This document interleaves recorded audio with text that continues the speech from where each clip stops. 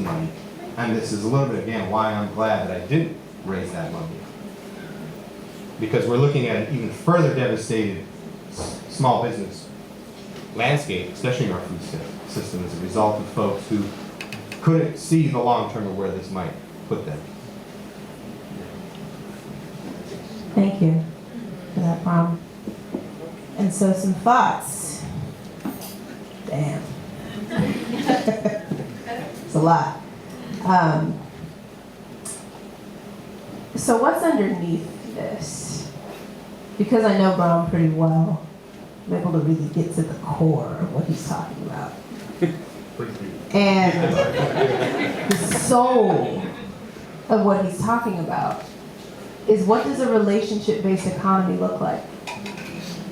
And this is really deep, because one of the things that we've been looking at People's Grocery is social networks and social capital and the breakdown of relationships over the last 50 years in America, and how things that we used to get for free because we knew people, we now have to pay for, which makes us work harder. And then we don't enjoy our lives as much because we're not in relationship with people. And this breakdown manifests itself in a number of ways, but one of the ways is in the economy. And that I would rather go to McDonald's because it's a consistent positive experience than go somewhere to my local grocer to have a different experience. But what local grocers give you a different experience? It's like this catch-22 that you just can't get out of. And so that relationship-based economy and it coming back, Brom talked about the big shift with the people that Occupy was a part of, but that's been on its way for a minute because the train was about to crash. And then it crashed, and hella people were like, my retirement! That was bound to happen. They were spending your money wrong. They were doing it wrong. So what are we gonna do now? Chasing the wealthy people versus back to the people, that's deep. That is deep. Because part of a relationship-based economy is also looking at livelihoods versus jobs. You feel me? Yes.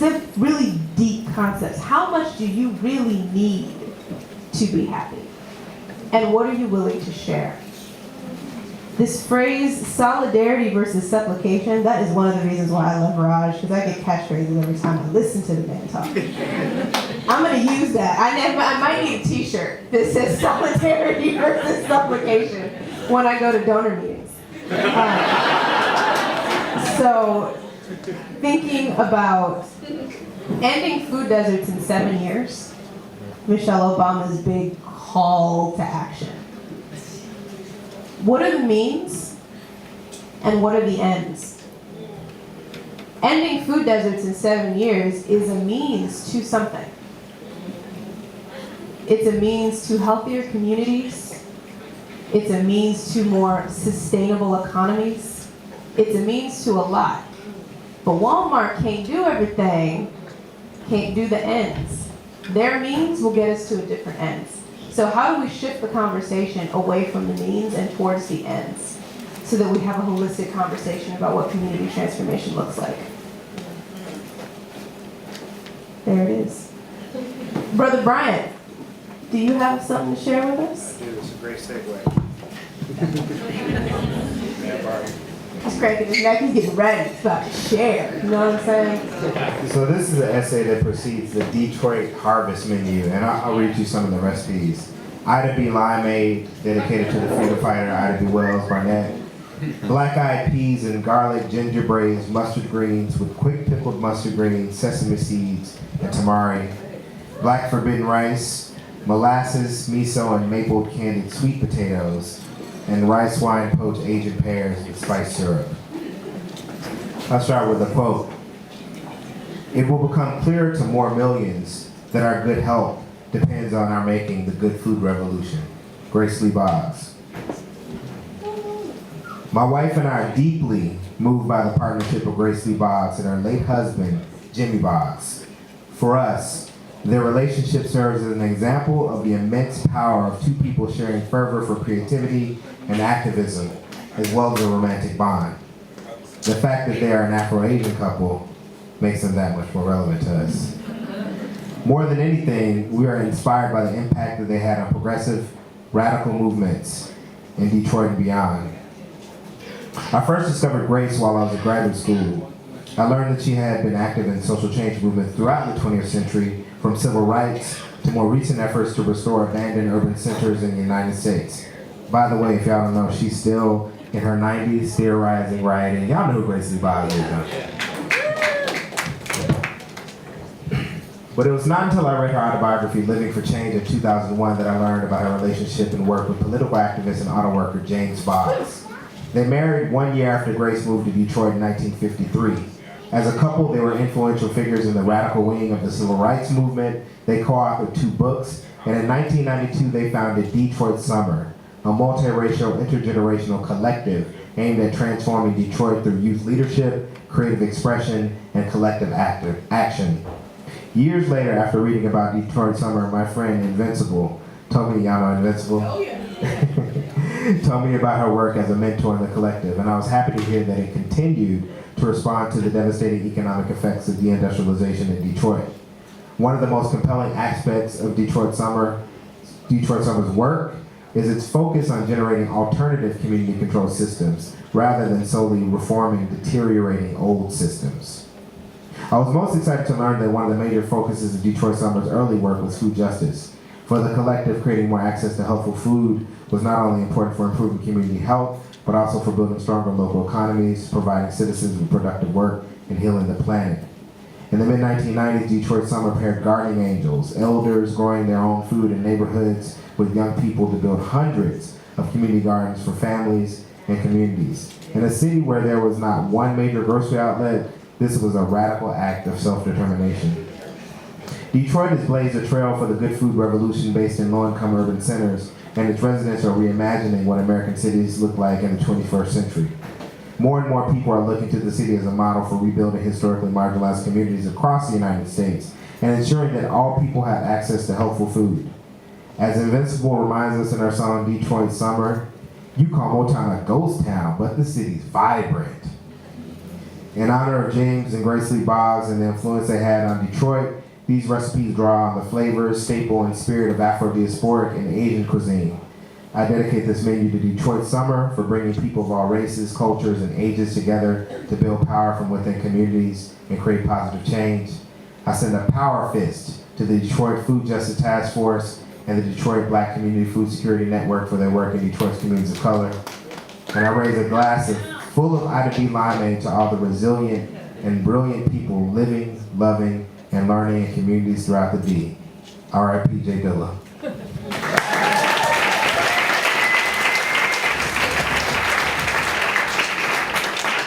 So then before we get to Brother Rise, I need everybody to stand up for me. Been sitting down a little long, you know what I'm saying?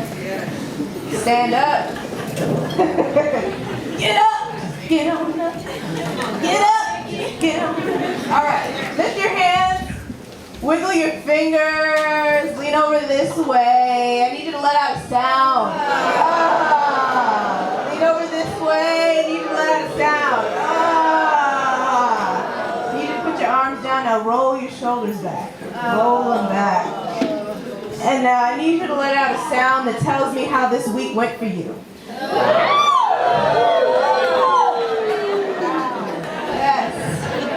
All right, now I need you to move your hips back and forth a little bit, you know what I'm saying? Just get loose. Wiggle your shoulders and your hips. Move as many parts of your body at the same time as you possibly can. All right. All right. Now shake it up. Shake it up. All right, there you go.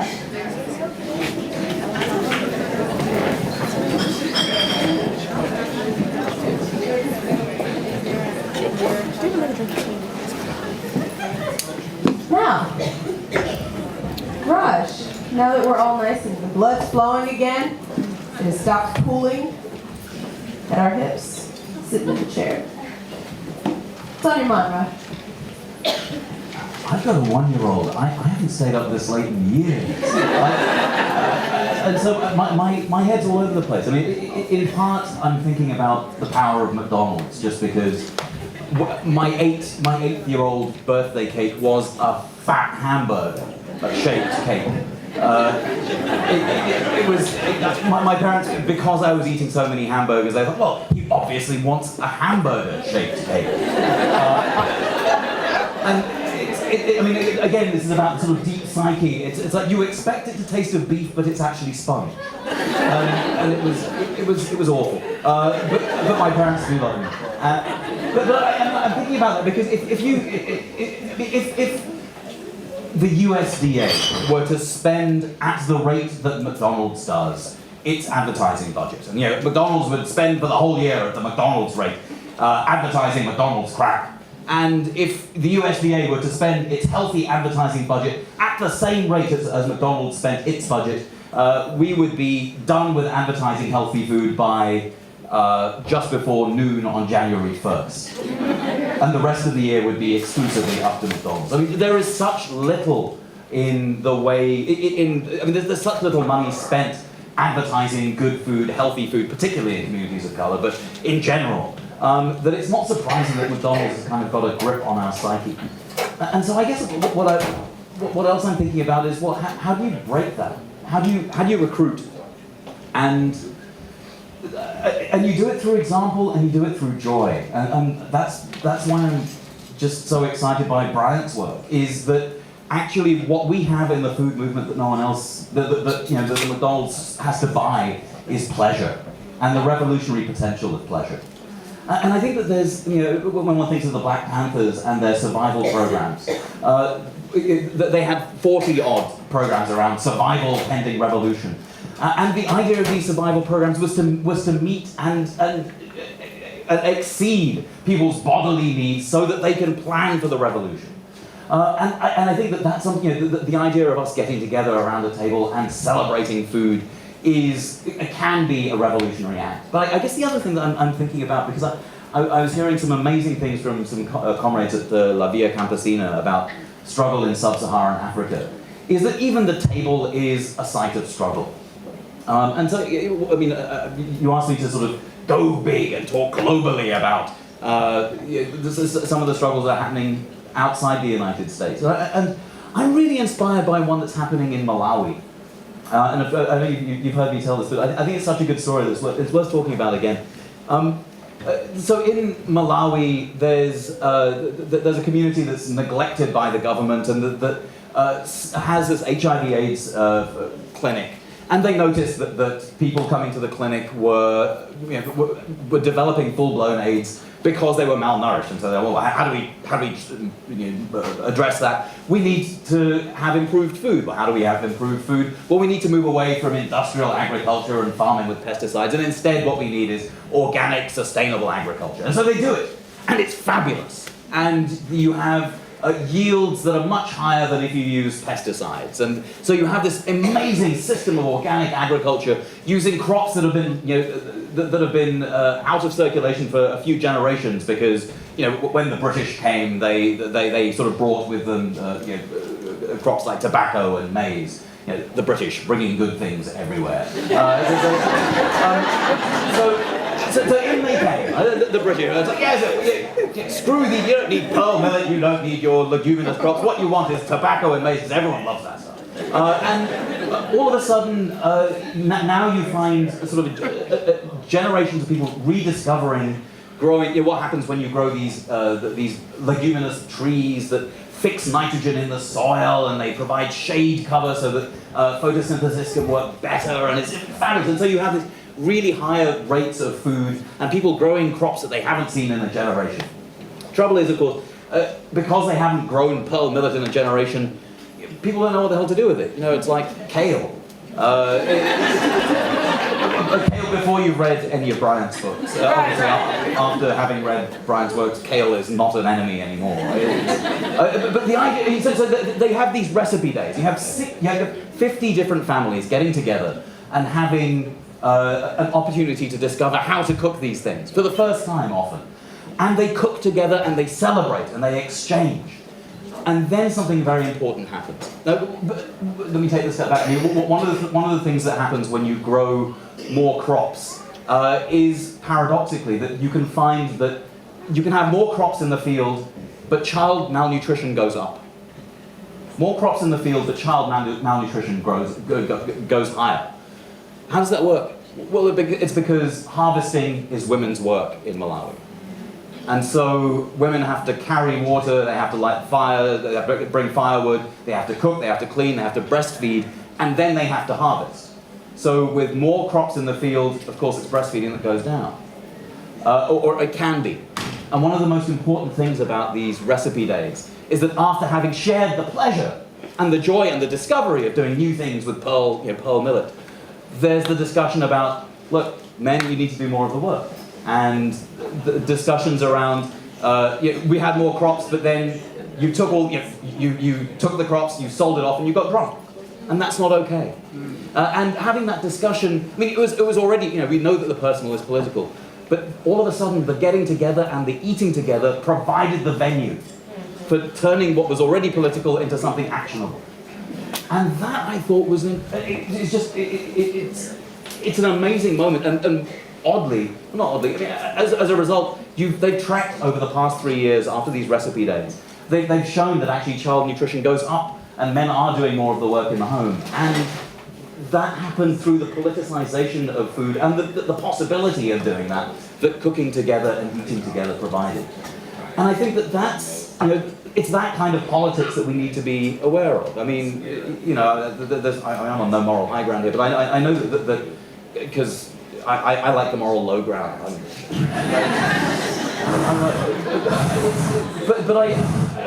I think that there's something super important about it. I have to wrap it up. I guess what I'm excited about is the joy of all of this. There's joy and there's politics, and it doesn't have to be like where we started off about you must eat vegan because it's just evil. The kind of preachy, foodie thing is not for me. I like the joy, and I think that's what Bryant is bringing us, and that's his great gift. And I'm just really grateful to you, Bryant. Thank you.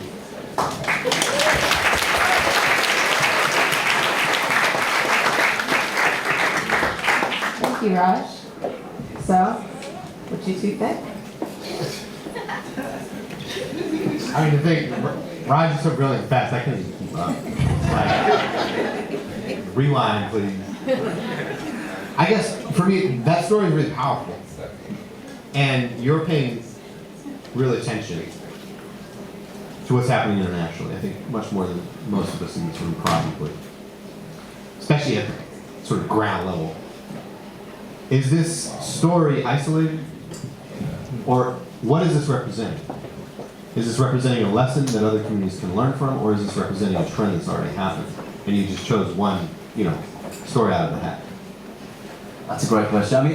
I think it exemplifies something that a lot of movements in La Via Campesina are taking quite seriously, which is this idea that food sovereignty is the sort of vision that Via Campesina has around communities determining their own future when it comes to food. And one of the slogans around that is that food sovereignty, the ability to control your own future when it comes to food, is about an end to forms of violence against women. And that's something that you're seeing a great deal of. A lot of Via Campesina movements are sometimes painfully slowly, but often moving towards this recognition that struggles around food are also struggles simultaneously around gender. And that's not just because 60% of the billion who are going hungry are women or girls, but it's because, and even here in the United States, 1 in 3 female-headed households are food insecure. If you pick a social group in the United States, the group that's most likely to be food insecure are female-headed households. But it's something that I think a lot of movements are increasingly recognizing and trying to grapple with. And I think that's so this particular story is extreme in the sense that there's, they discovered a really interesting way of doing it. But that's the joy of La Via Campesina, is that it's about the exchange and lots of people learning from one another. And I can see sort of glimmers of that just within sub-Saharan Africa. I was hearing stories today in Zimbabwe, I see it in South Africa, but in Latin America actually has long sort of been the MST in Brazil, the Landless Rural Workers Movement, been doing this for a while. They're doing amazing work. Raj, I want you to talk a little bit more about what you mean by food sovereignty kind of being, I guess, a remedy to violence against women or women's bodies. Like, I want to hear more of that. Because that's interesting. I mean, that's like, when you're talking about the breastfeeding, how women couldn't do that because of other obligations. I want to hear more about that. So the definition of food sovereignty is, I mean, it's a long definition, you can find it on Wikipedia, but the short version is that communities need to be able to take control of their food policy, and of their food and agriculture policy. So what does that mean? A bloody idea. I mean, it depends on the community, right? It depends on a community in Malawi is going to have a very different view of what that is to a community in Detroit, right? But and so the substance of it is kind of up to different communities. But in order to have that conversation, a number of things need to stop. And among the things that need to stop are the kinds of structural violence that we in the United States are committing through our foreign policy, and the European Union also, through dumping our products at below market cost in sub-Saharan Africa and in Mexico. You don't have to go very, very far to see it. So that women and their work in women's market produce, for example, is totally undercut by the stuff that is dumped from overseas, to take a for instance. And so what La Via Campesina is talking about is, look, yes, there's domestic violence, and that's an important, we need to acknowledge that, and we need to acknowledge how widespread that is. But then there's the structural violence that economic policies...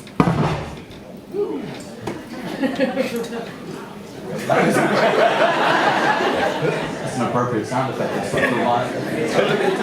Economic structural violence. I mean, economic structural violence looks like everything from the fact that girls disproportionately can't go to school, that education is denied up and down the economic ladder, but also economic opportunity, everything from sort of healthcare to dignity, access to the machinery of political power. All of that systematically is denied women, and in order for us to have the conversation, in order for us to decide what food policy looks like, we need to have equality. I think that's one of the interesting links between, Occupy and the food movement. Like, Occupy doesn't have I mean, we hear all the time, Occupy doesn't have a set of demands. Of course, to some extent, that's just rubbish. There's plenty of demands. Just go to Occupy, you'll see them. But what's also important is that there's a process at work, but there's a certain impatience within Occupy, and the impatience is around inequality. We can wait to work out what policies we want, but the thing we can't wait for is for inequality to be eradicated, because otherwise we can't have the conversation. And that's the important thing, I think, when it comes to thinking about food sovereignty and gender, is before we can have the conversation, we need to recognize gender inequality as one of the fundamental inequalities when it comes to food.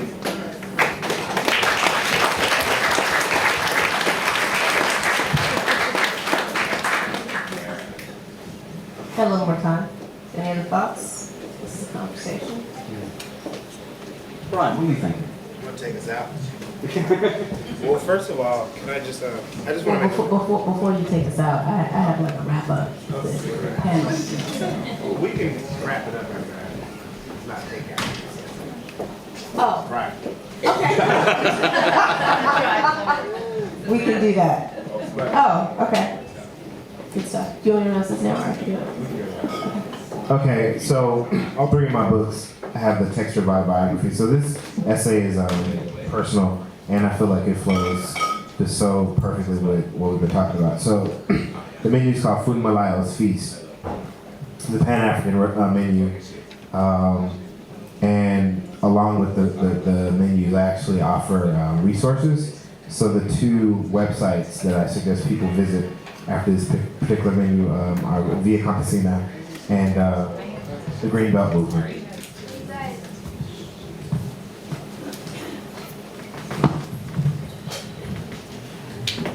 You should be ready at all times to seek the interests of the poor and needy, always to speak the truth, no matter if it will cost you all you have, and even your life. Funmalaya Ransome Kuti. In college, I discovered the music of Fela Kuti, and I was immediately transfixed by his rhythmic blend of funk, jazz, and African highlife, also known as Afrobeat. I remember bumping Colonial Mentality for the first time as I drove to the French Quarter, hyperactively bouncing in my seat the whole way. In fact, the first half dozen times I played Fela's songs, I could not stop moving. My response was almost Pavlovian. When I finally slowed down enough to give Fela's music a close listening, I discovered that it was layered with pointed political messages. Fela's political views and music took a radical turn after he visited the United States in 1969 and learned about the Black Power movement. When he and his band returned to Nigeria, they created some of the most compelling protest songs to come out of Africa, addressing everything from government corruption within Africa to the exploitation of natural resources on the continent by multinational corporations. Listening to Fela's music had a tremendous impact on my thoughts around African history, capitalism, imperialism, and the power of music to enlighten. Several years later, my friend Danny mentioned that Fela Kuti was the son of one of Nigeria's most respected political activists, Funmilayo Ransome Kuti. Up until that point, all the contemporary revolutionaries from Africa that I heard of were men such as Kwame Nkrumah, Sekou Touré, Patrice Lumumba, and other leaders of African liberation movements. So I was excited to find out about the mother of Africa, as Funmilayo Kuti is often called. I learned that she was a teacher, anti-colonial activist, and politician who worked tirelessly for the equal rights of Nigerian women, as well as the human rights of all Nigerians until she died in 1978. It only made sense that Fela, as well as his brothers, was an outspoken human rights activist. After seeing the Broadway production of Fela in 2010 and telling my wife how excited I was that the story prominently featured Fela's mother and her influence on him, we ordered for Women in the Nation the only full-length biography of Funmilayo Ransome Kuti. My wife was so inspired by Funmilayo's legacy. When it was time to choose a name for our daughter, she suggested Funmilayo. I immediately agreed. The usual full version of this Yoruba name is Olowa Funmilayo, which means God has given me joy. It will bring us joy for our daughters inspired by her namesake's courage, radicalism, and commitment to justice.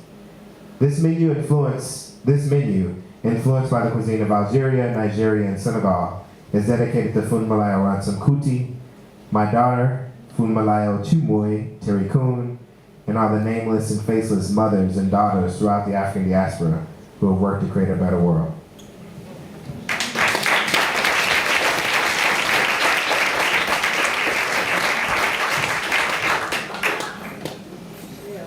This is heckin' deep. So, thinking about some of the things that came up when we were discussing, I mean, obviously the underlying thread to this conversation is women and the feminine. And trying to understand the damage that we do to women with the food that we eat. And I remember Breeze's question about what's that deeper connection that you were talking about between violence to women and farming. There was also a statistic about how many of the world's farmers are women. You know that. What's that statistic? It depends on the part of the world, but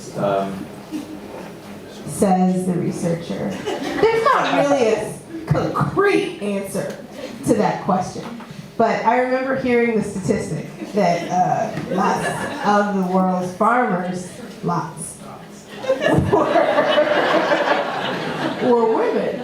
Actually, the majority. I think I could say that. There we go. So, when hearing that, and thinking about internationally places where there is still rural agriculture happening, it made much more sense to me. But trying to bring that into an American context and the violence against women in America around food, I'm still having trouble making that connection. But what I think about is the women's movement, really. And the woman's journey in America, from caregiver to whole person to question mark, right? Which is kind of where I feel like we are now. We are a myriad of things. We are everything. We are anything. We are continuously redefining ourselves. And that space is just beautiful to be able to do that. So then when we hear about things like women in Malawi using food and the cooking space as a venue to actually look at other things that are happening, that relates to me in my mind of my mama needing to massage dad a little bit, so making him a hella good meal, getting him in the kitchen, and then sliding on into a conversation about moving. Or sliding on into a conversation about having a baby. Or sliding on into whatever conversation she needed to slide on into, much better when he's eating food that she cooked. So I feel like, we have a witch. Just saying. That's called getting shit done. Is that cooking meal?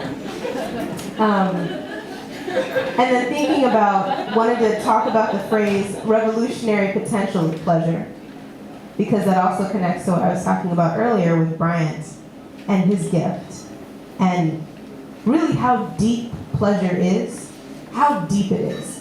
Because pleasure, this also came up in thinking about Alice Waters' version of pleasure as Chez Panisse, and the way that the food movement tends to talk about pleasure, and the way that we actually mean the same thing when we're talking about pleasure. We've used it differently because we come from different circumstances.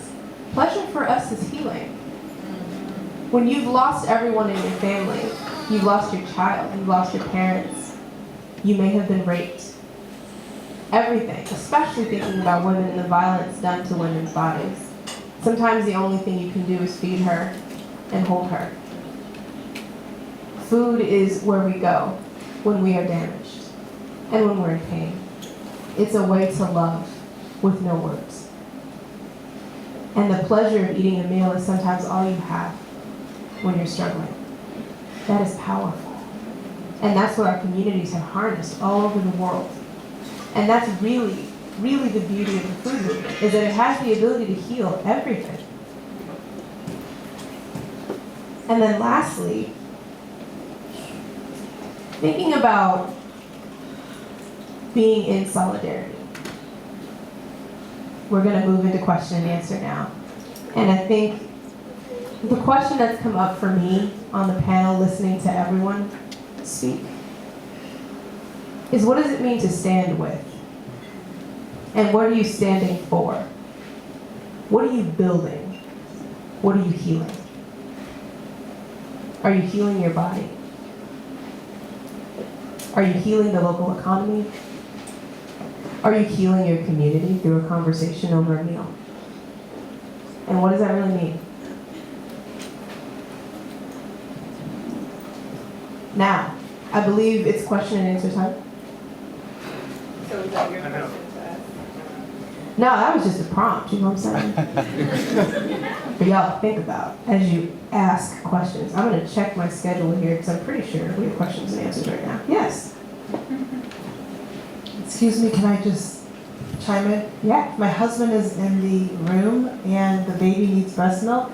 Please let me know. I breastfeed on demand. It's right above you. We have to breastfeed her if she starts crying. It's above you. Yeah, he's right behind Is she okay?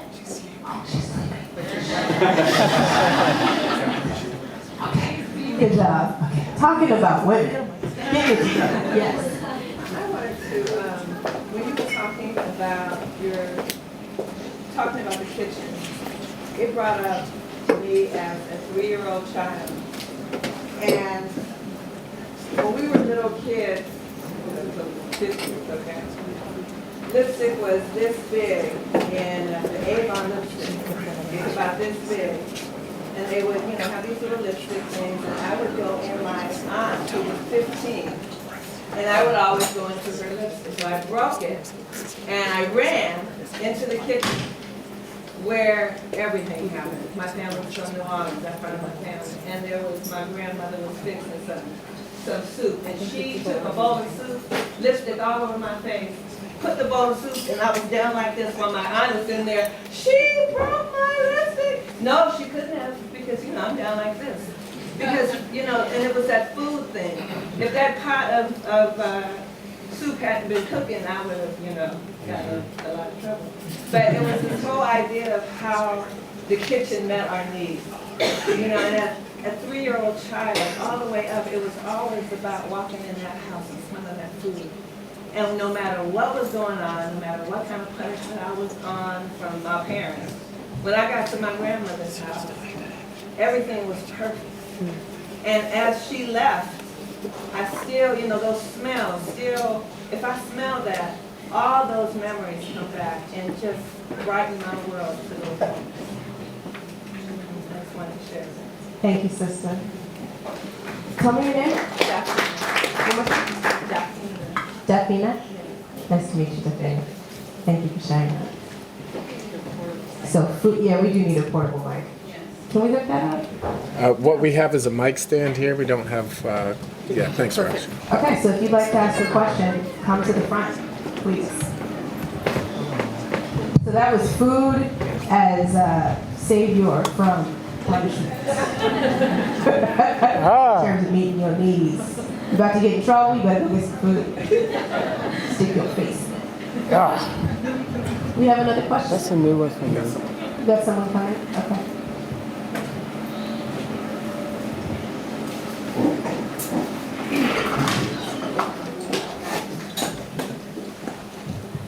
Hi, my name is Monica. I was just wondering, how do we donate to your venture that you're trying to get started? Thank you for asking. So, after this journey, and we came back and we decided to do this thing called the direct public offering, which I'd never heard of. What it is, it's not a donation. We're actually going to be selling company stocks to people. Not on Wall Street, and not through private, secret, backdoor deals. So just folks. So that folks in Oakland and in the Bay Area can actually have a stake, can actually own a piece. Now let's be real, not a small piece per person. And you won't ever see a lot back because it's a grocery business, it's not that profitable, let's be real. But you will own a piece of this business, right? So we're in the process of putting it all together. We're working with attorneys and finding people how to do this. Mike. Is the state going to get mad at us? Because it's been done a few times, but not too many times in California in particular. We're shooting to have it ready for launch in March, right? So spring. I'm hoping for like that equinox. Is it equinox? So, what time is it spring? Equinox. March 21, right? So as life is springing forward, we can spring forward with something new. And it matters to me that it's not actually charity, right? I mean, I won't get into my whole thing about philanthropy and nonprofit industrial complex and all of that. I think it's just time for us to think about structural social change in a different way where we can still give, but we give for the long term with that same dollar. Right, because the charity mentality is the dollar spent, it's done. In this case, the dollar lives for a very, very long time. Right? It creates jobs and it stays in that business. And the great part about it for me is it holds me accountable. Right? Because now it's not just about a specific number of employees and what we want to do. It's about a whole massive community that's wrapped its arms around us and says, I'm willing to take a little bit of risk with the little bit of money I have to do this. And you guys better keep your part of the deal too. You know. So, spring, we're gonna launch this. Keep your eyes out. We gotta make some big marketing push and get it out and get everybody in. I wanna wrap this up and build this store and get it done. So, we're hoping that this is the right solution, that going back to the people will get us to the finish line where we weren't able to get to before with that other crowd. Is there a website? The website is peoplescommunitymarket.com. It's just the name of the business, People's Community Market. Thank you. More than a grocery store. More than a grocery store, that is our whole church. And I would just like to reflect that only in Oakland will you have a businessman talk about launching his fundraising campaign on the spring equinox. That is some Oakland shit right there. I love it. Well, I'm also Persian and it's our new year, so it makes sense to me. That's right, yeah. That's what I'm talking about. Bring it home. Start the clock. Bring it home. Good evening. Earlier today, first of all, my name is Wyvern Oswald. Thank you guys so much for just, being here and sharing this knowledge with us tonight. There's something that you were mentioning earlier today, and it made me really think about veganism in a different light. Because I never really heard people make the argument around human, justice and cruelty free for people. But then my questions started becoming like engaging that and how to make that something practical in our everyday lives. And I'm really interested in just knowing kind of some of the practices that you take in terms of being able to kind of realize that, and especially in like dealing with, sometimes we can't always garden ourselves and things like that. So how do we try to find ways to still keep the justice aspect of our food in every regard, even though sometimes we're faced with like doing things for convenience? And before you answer that real quick, just to get a number of voices in the room, I'm gonna start taking two questions at a time, Okay. and then letting people answer so that we can take more. There's a baby in my lap. 1 second. I don't know if you're directing the question toward me or all of us. Oh, well, it's kind of towards you just because you had mentioned it, but for anyone who has like some kind of just knowledge in that regard, it would be appreciated. If you guys, We're gonna- one of you two could do that. Yeah, I'll take while I- one more question. Yeah, sorry about that one. You got nothing to be Yeah, I can said do for. that after I'm probably. Yeah, exactly. Okay, thanks. Next question. Is there a next question? Okay. It's not really a question. I just wanted to really make a statement because it's really important. And I'm very happy that Michael Orange, I do know him for over 3 years, managing the apartment building where I live. And so I want to thank you very much for the invitation. I've enjoyed it. But I wanted to share something with the audience here, and this is a perfect venue to do it. I am from Honduras. And my parents had 72 acres of land, and we had people that worked on the farm. And they would bring the food to the house. And the cook would prepare the food to feed the family. But what I wanted to say is this, is that my father was very strict in not having any pesticides, chemicals, or anything on the farm. The food was grown organically. So from the time I was a baby, I was actually eating organic food. And as you can look at me, you know I'm a mature woman.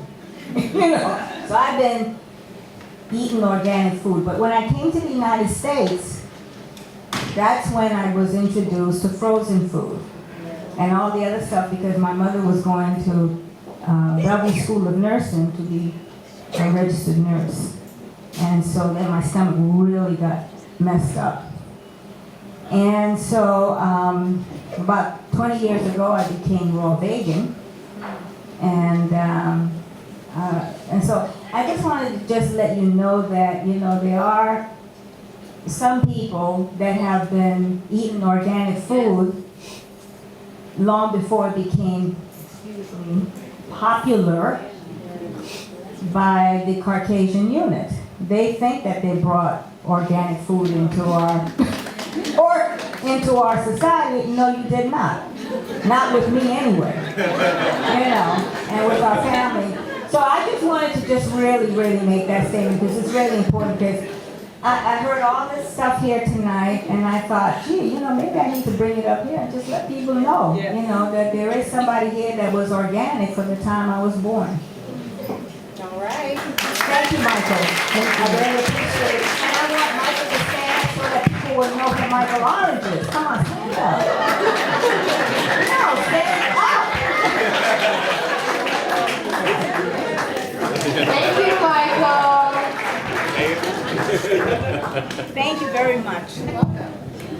Let's go, we can. Okay, I'll just make this real quick. When we talk about food injustice and food insecurities, I guess specifically in like the urban or poor communities, how do we get those people that are most affected by it involved? Or like, how do we bring awareness to the communities, and how do we like get them involved, or bring them into the discussion? Like, how can we take action? How can people take action? What are some of the solutions that we can talk about, just remedying this issue of food insecurity, if anybody chime in or. I can take that one. So this is something we've been thinking about at People's Grocery, obviously, a lot. Thank God Mom started People's Grocery, because it was my dream job when I started there. And one of the things we were thinking about was that exact question.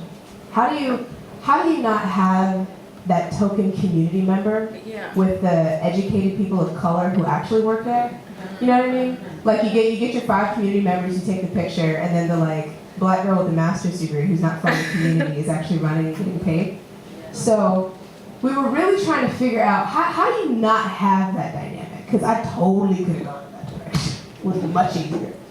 Than actually working with people. You feel me? Anyone who knows about the nonprofit industrial complex knows exactly what I'm talking about. Yeah. So what